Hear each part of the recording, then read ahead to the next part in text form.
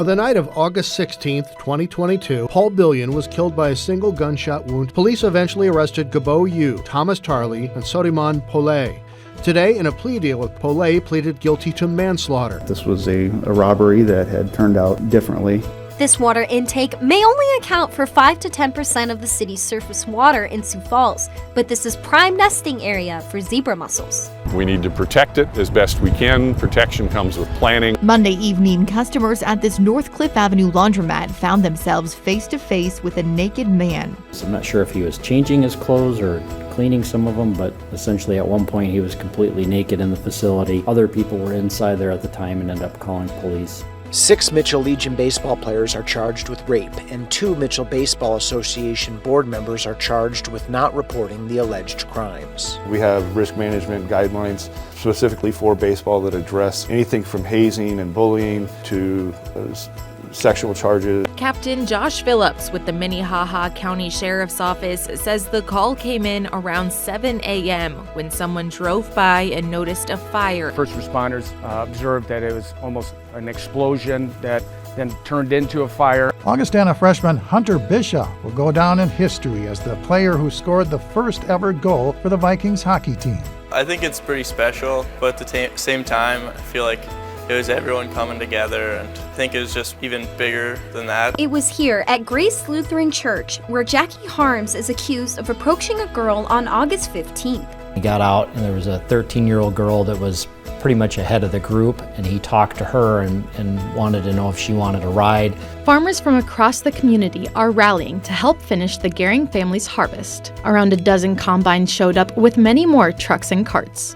There's people that have said they'd drive a combine across the state to come here today. Sam Eastland lives near the proposed site of the new men's prison. Not only was he born and raised here, but he's also a farmer not happy with the plans for its future. We aren't saying that a new men's prison can't be in Lincoln County, but let's put it where the industry is supposed to go. Leland Gehring got to ring the bell after completing the final rounds of his physical therapy and rehab. He and his wife Lori were seriously injured when their house exploded in the early morning hours of October 18th. We've had so much support, and to say that we have the best people surrounding us would be an understatement. It's been 10 years since Rachel Syriacs was last seen alive. On the anniversary of her disappearance, the Attorney General once again asked the public for tips. There started to be a lot of pictures and comments on Facebook about it. If a student doesn't pay and their account has a negative balance, they will no longer be able to get breakfast. If they owe $20, they won't be able to get a hot lunch. Instead, they'll get a smart snack and a milk for $1. If a student owes $75, they will no longer get that snack. If you have not completed an application, do so today.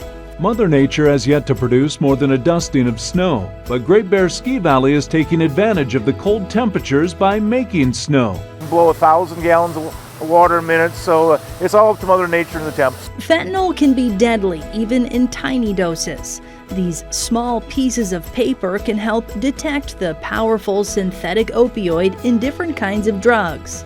It's being laced in every illicit substance out there. But an ice rink for McKinnon Park is not in the $4.3 million budget for improvements. Some who live in the neighborhood say that would be a shame. Coming here in the winter and seeing the kids and the parents out here ice skating, I love that. In August of 2022, they saw something they never expected to see at the rally. They took photos of the family and reported them to campground security. The couple later learned the 2 children were at the center of an international search. She holds up her phone and she goes, "It's the kids from the campground." 3 people lost their lives early Saturday morning in this ditch 10 miles northwest of Beersford. While we were there, friends and family members of the victims showed up to see the crash site for themselves. When I was told, it felt like a dream, and now that I'm out here to be able to see what actually happened, it's going to help us a lot. Greg Farrar has a long history of stalking women. He admits to groping an elderly woman from Freeman. He allegedly began making sexual comments and groping and kissing her. We progressed through our investigation. It became apparent to us that